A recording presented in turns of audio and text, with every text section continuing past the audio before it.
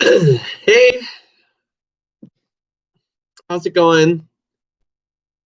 Um, it's what day is it? October 15th, it's Thursday, and it's 11:06 p.m. So it's a little late. And my name's Jarrett Casey, Jarrett Earl Casey. Welcome. Once again, my it's 11:06 p.m. on October 15th, 2020. And I'm here in my apartment. I just got home from work. And I forgot to ride my bike to work today. I have this bike that's going to save me time, and then I forget. So I'm going to try and remember tomorrow. I work tomorrow night too. So I had a pretty good day today. Um, and I woke up at 5 and went and did a workout class at the gym for an hour, and then I worked out my chest, lifting weights, and um, that was all very nice. And then I came home and did a few things around the house.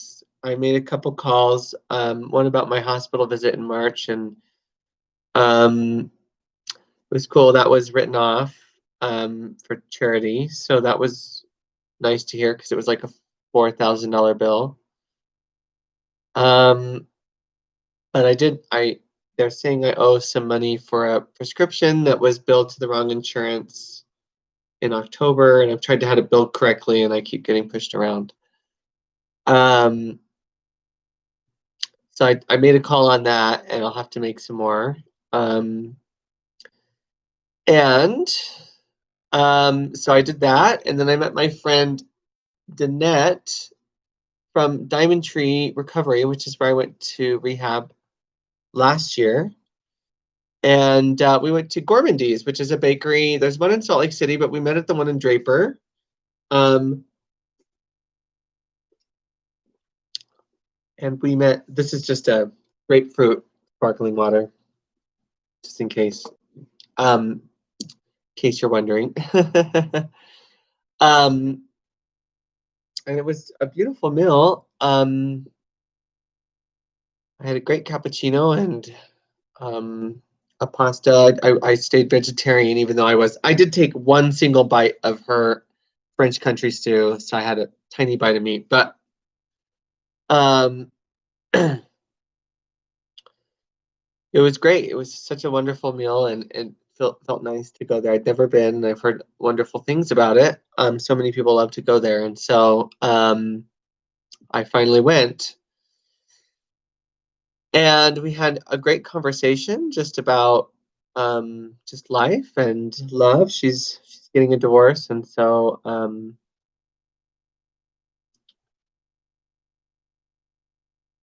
we talked about that and breakups and my last relationship, which was 10 years ago, and um, life and some of the psychic stuff. And she's very.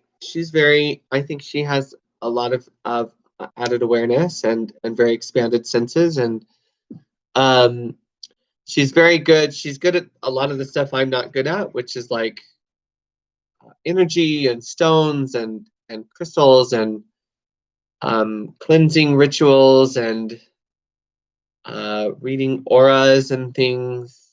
Um, Whereas I'm like, bloop, I just don't. I'm like, huh? I know it's real. I do. I'm like, I don't. It just doesn't.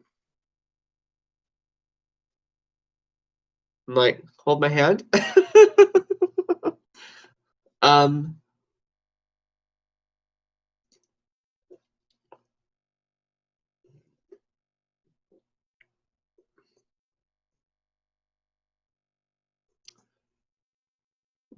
So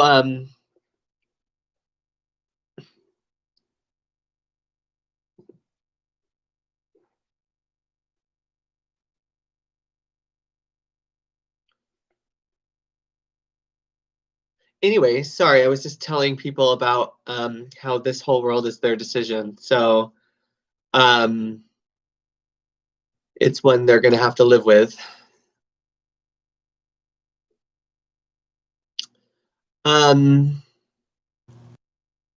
So anyways, I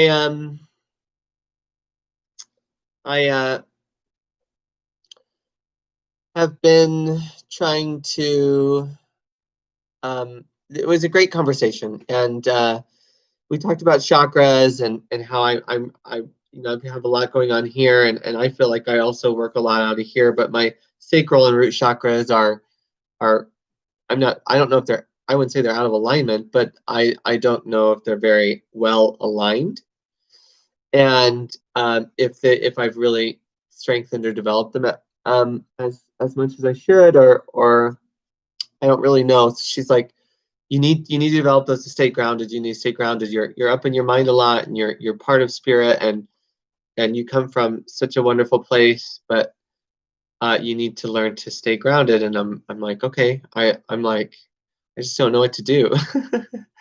But we did talk about water and maybe um, trying to connect more with water to stay grounded, and trying to connect more with the earth elements. We talked about immediately. I was like, well, wind or air is definitely my element.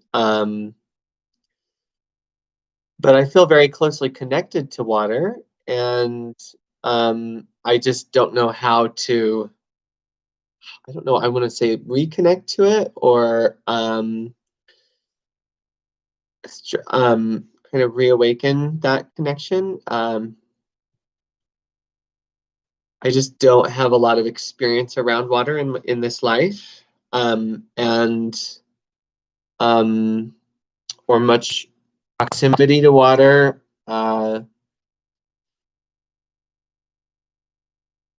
So, but I think it's probably something that needs to happen in my life, in this life. Um, and yeah, it's very cold. I'm gonna go ahead and shut this. I try to keep these open fairly. I'm gonna move over here.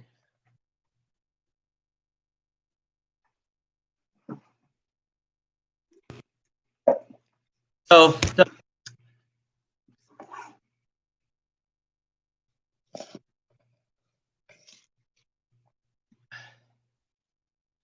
um, yeah. So it was really cool. She's such a blessing. I'm so grateful to have her, and um, I keep hearing in my mind people like, you just need to Google stuff and you just need to figure it out. And so I'm a very like hands-on person, and I don't mean like right, but just like, here, take my hand, or can will you hold my hand, or here, let me hold your hand, and let's walk through something together. Um, let's spend some time with one another, and teach and learn and share this thing that we love, or that we're wanting to discover, or that we're wanting to teach or learn, or have someone learn or teach. And let's talk about it, and let's talk about life at the same time, and figure out how these things can be found, or whatever, just sometimes in the most unexpected ways, in very highly personal ways, just by talking about life while we're doing it. And so much comes up and comes out, and there's a lot of discovery and uncovery in that process. And it's very personal, it's highly personal, but it's something you never really do alone. Um, Although some people may choose that, and that's very admirable, and it's not impossible. It does take a lot more time. Um, and time is something that you don't want to waste. or take a lot of. And sometimes it's better to wait until the time is right to join with one another, um, than to try and take something all up on your own. Um, and so if you feel like that time is calling to you in the now moment, whenever now is for you, um, then make that known, or start looking for those opportunities and start praying for them, and call out to one another, or whatever it is, and get together and do those things, however small or little. Or um, I that said, it's not bad to try and educate, to do some. It's like reading something before, on the syllabus, before starting a new semester or something. So it's okay, obviously, to do some research, but or some homework, uh, to prepare for those things. But don't try to take it all up on your own. And I have a hard time. I'm having a hard time right now trying to organize myself for just about anything. Um, so I feel very helpless. Not hopeless, but I feel very helpless. But it's in my mind, and sometimes things, come up, and I can go, okay, well, I'm gonna do this, and I'll do it. But for unfortunately, the focus that's been, unfortunately, that this world has decided to choose for me, is that I just need to focus on my financials and just pay bills and be on the phone and set up payment plans and try and take on extra work or get a better job as best I can and improve my credit score, and try and improve my standing in the eyes of others. And so when I feel that, like, okay, wow, I'm in a place I can get a lot done, I'm usually just trying to call around and get old W-2s that were stolen from me to file a tax return, or get bounced around by insurance companies, or try and settle debts. Um,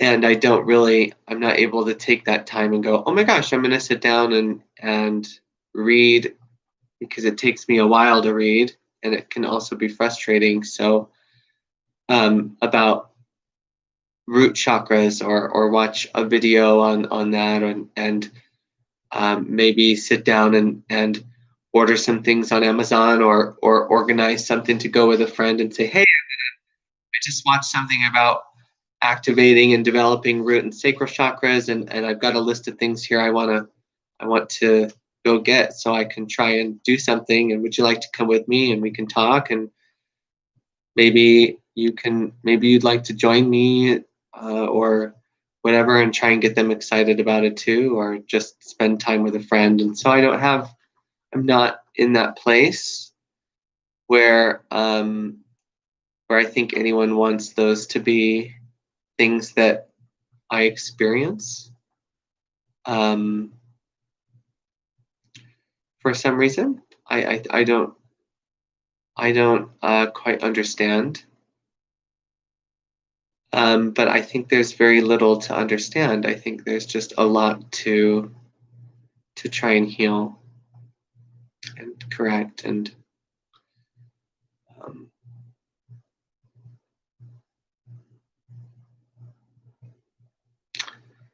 so I don't know what my role is in that anymore, since I've been effectively removed from the equation.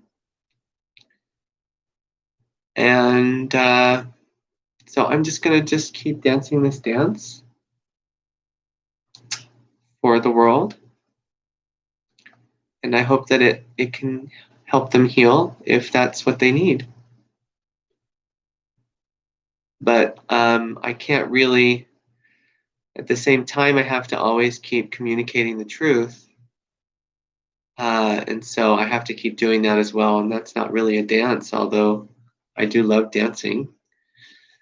And I can certainly dance to help do that. Um,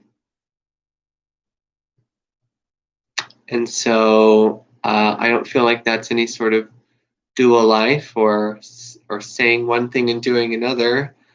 It's just kind of where I seem to find myself right now, and you know that's okay. It's not certainly not what I would choose for myself or really for anyone else, but um, I'm at peace with where I'm uh, at my core. I think sometimes I do experience upset and frustration, but um, and someone says I can sound a little smug sometimes in reminding people what what hmm, what it means to be children of God. Um, and people don't like to hear that. They like to hear they're children of God, but they don't like to be told what that means, even though they know. They don't like to be reminded. Um, but they definitely do want to still be children of God. They just don't really want to ever have that realized, I guess. But they do. I think they're just very conflicted. They have a lot of emotions surrounding the subject and they just don't know what to do, although they know exactly what to do. So it's difficult. It's not really, but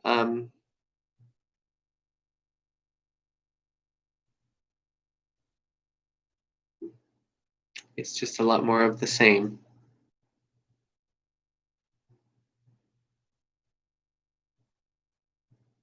which is discouraging, taking a look back at the human history on this planet so far. And a little concerning considering the amount of technological advances that are being added into that same old decision.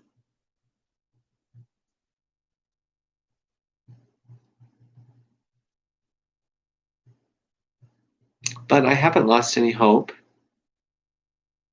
And I trust that there are so many among us that feel the same way. And at some point, we might be allowed to come together and at least choose for ourselves. And hopefully, um, save a lot of time and suffering in the process for more than just ourselves, for many countless people.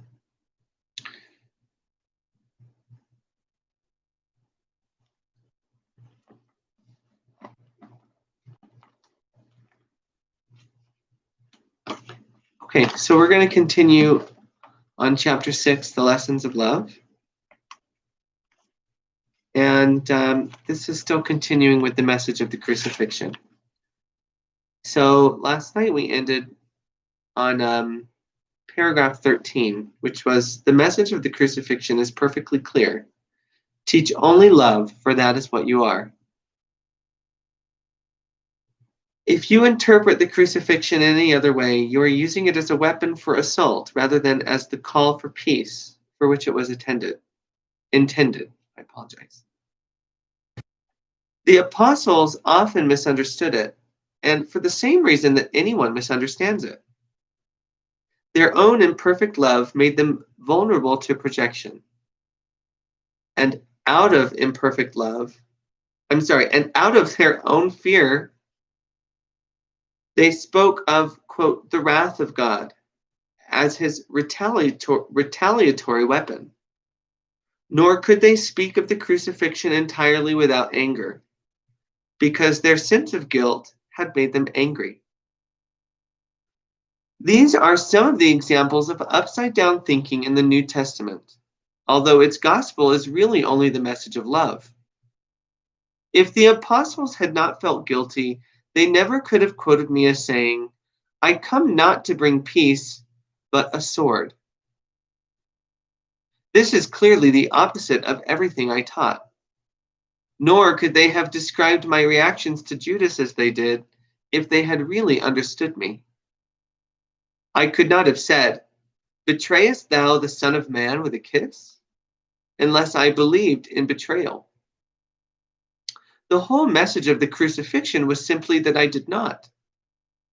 The punishment I was said to have called forth upon Judas was a similar mistake. Judas was my brother and a son of God, as much a part of the sonship as myself.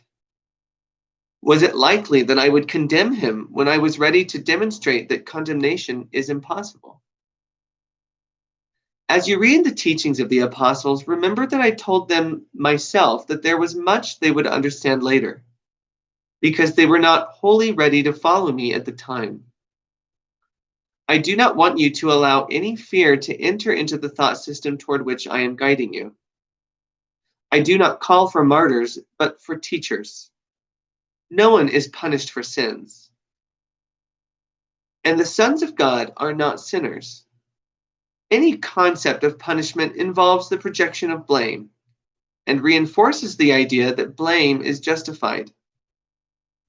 The result is a lesson in blame, for all behavior teaches the beliefs that motivate it. The crucifixion was the result of clearly opposed thought systems, the perfect symbol of the conflict between the ego and the Son of God. Conflict, he says. This conflict seems just as real now, and its lessons must be learned now as well as then. I do not need gratitude, but you need to develop your weakened ability to be grateful, or you cannot appreciate God. He does not need your appreciation, but you do. You cannot love what you do not appreciate, for fear makes appreciation impossible. When you are afraid of what you are, do not appreciate it. When you are afraid of what you are, you do not appreciate it and will therefore reject it. As a result, you will teach rejection. The power of the sons of God is present all the time because they were created as creators. Their influence on each other is without limit and must be used for their joint salvation. Each one must learn to teach that all forms of rejection are meaningless. The separation is the notion of rejection. As long as you teach this, you will believe it. This is not as God thinks, and you must think as he thinks if you are to know him again.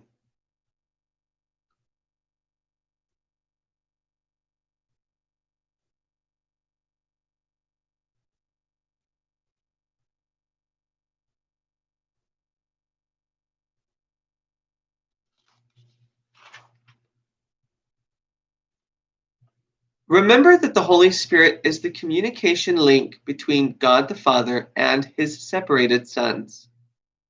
If you will listen to his voice, you will know that you cannot either hurt or be hurt, and that many need your blessing to help them hear this for themselves. When you perceive only this need in them and do not respond to any other, you will have learned of me and will be as eager to share your learning as I am.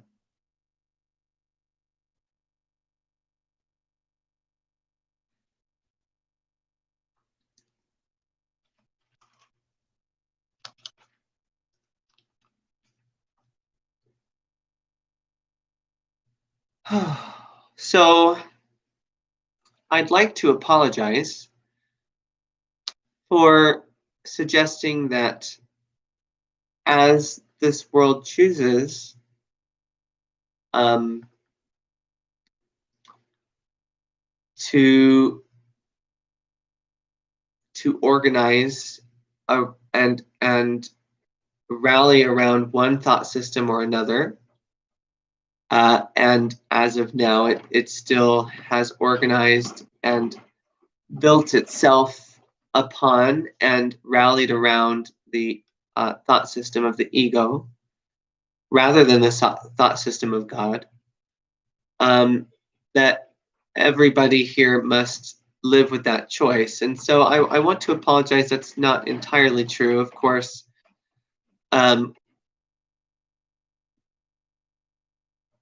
as you choose correctly as individuals, you may seem to still have to live with the world's choice. And it may seem to really want to, it may feel threatened by those who choose correctly and try to go into overdrive to force its decision, the ego decision, upon those people, to keep them trapped, or to show that the ego, or the choice for the ego, or the choice to say that you know better than God is exactly that, is stronger or better or more valuable than the will of God or the thought system of God. And so that happens, or seems to happen and play out again and again and again here on planet Earth. And I don't want you to lose hope and think that you're just stuck here forever, because that's simply not true. Although there would be nothing wrong with continuing to live on planet Earth for as long as you or the Holy Spirit, Heavenly Father, deemed, I don't want to say necessary, but of great value to His plan. So there would be nothing wrong with that. Although it would be best if the planet were a place more true to what it was created to be, and we're on a more solid and firm path toward fully and wholly embracing the thought system of God, which is the thought system of love. So don't lose heart, and do all that personal work, do all that inner work, join with your family, continue sharing the message of Christ, and more fully developing your understanding of His teachings and putting them into practice in your own life and in your own families and your own communities. And speak openly and freely about those experiences, and try to help others in whatever way that you can, as you kind of weather this storm that is the world lashing out because it feels threatened by the promise of God and the promise of the kingdom. And just hold steadfastly to who you are and to those teachings, and to your families and yourself and your communities, and don't feel like you're being punished, or like you're doomed to just keep reliving this same type of life over and over again, because for some reason uh,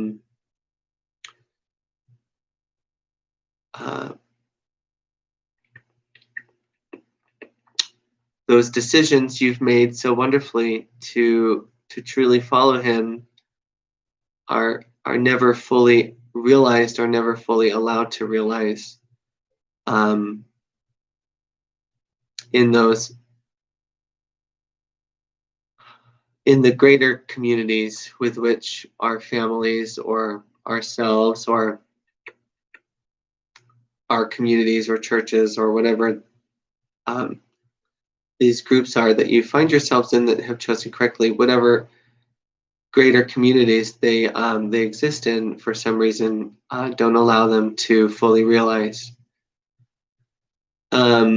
So don't worry. There's so much to be grateful for, and we truly are so grateful for being so blessed, and that includes being able to live here and join one another and to rediscover the Christ within each of us, to share those stories and our testimonies, and to look upon the world and see great and beautiful things, and try to help bring people more toward that type of vision or sight. And it's a great blessing to live in such comfort and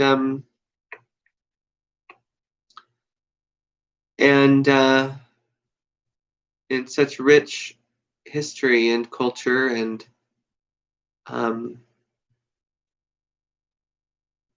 such a fun culture and society, I should say, that's so willing to laugh and be goofy and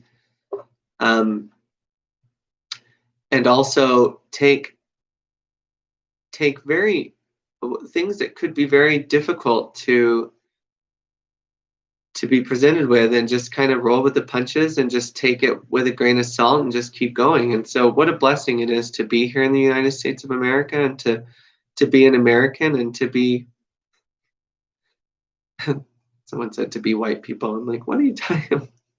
They say the craziest things. And to be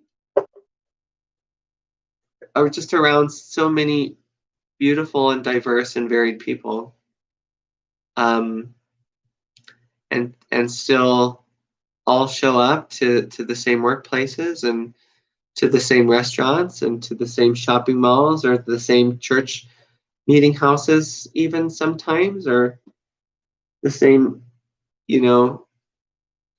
basketball games, or whatever it is, and still have so much to share.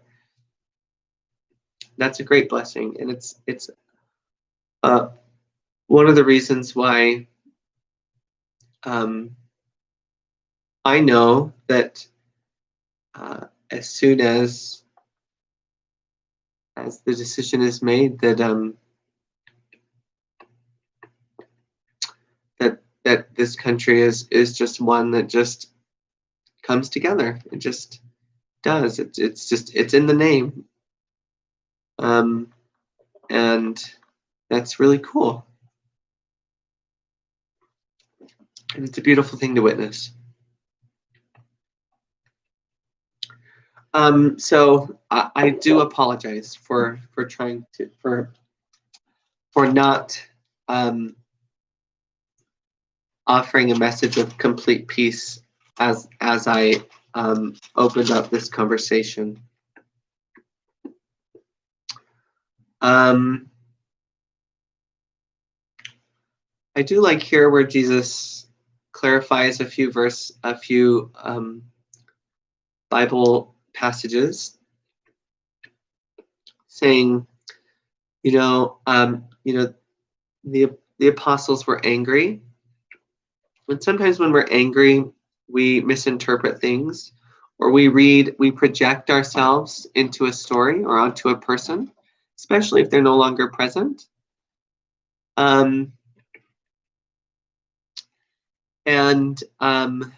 We kind of reinterpret things, or we position them in our storytelling a certain way to kind of fit how we feel about the subject, or whatever's being told. And so he's telling us here something similar to this happened with the apostles talking about Jesus himself, and Jesus is just clarifying I would never say that I came not to bring peace but a sword. That just goes against everything who I am, and I don't blame any of the apostles for misquoting me. I just want to clarify that and correct it.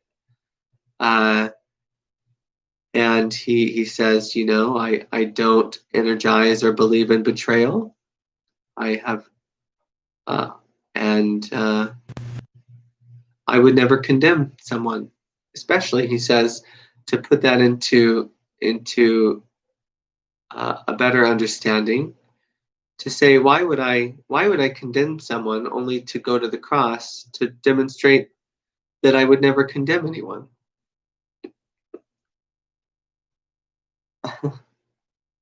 um, which is the greatest takeaway of the crucifixion is demonstrating forgiveness, even in light of a very extreme and scary moment, or not moment, but experience.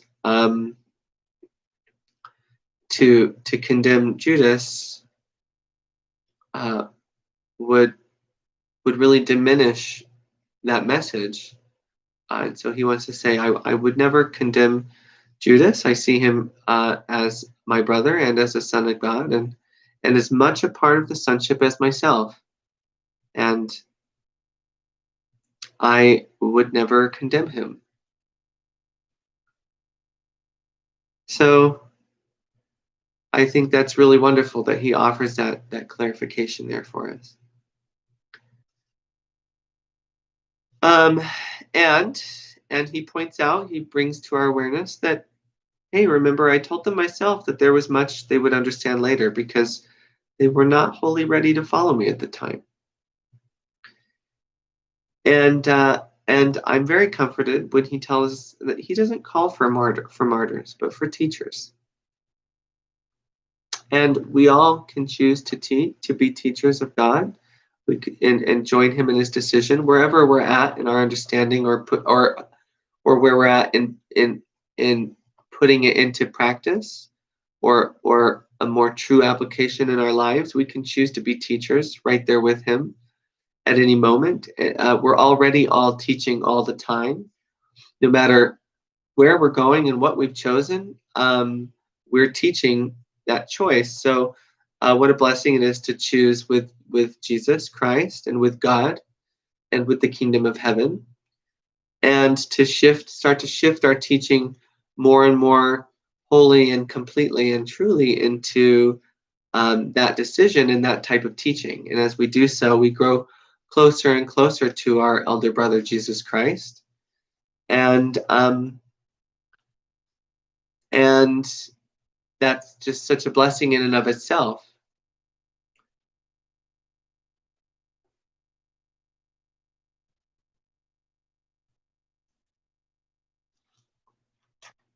So I think this is great, and it was a wonderful way to close out that section. So tomorrow is section 2, and it's called The Alternative to Projection. After that, we see the relinquishment of attack, the only answer, the lessons of the Holy Spirit. Oh, that's a great section. And then that closes out chapter 6. We'll move into chapter 7, which is the gifts of the kingdom.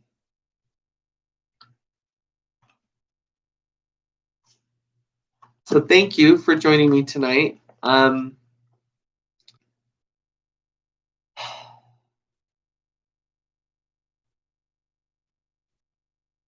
love you all so much. And I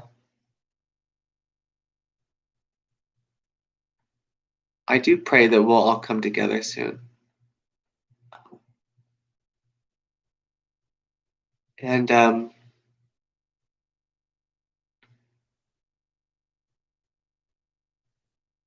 yeah, have a wonderful night. And tomorrow, I'll see you tomorrow night. It might be late, but I'll still pop in here, and I don't think I'm gonna wake up at 5 tomorrow. I think I might wake up at 7. So, anyways, I love you. Have a great night.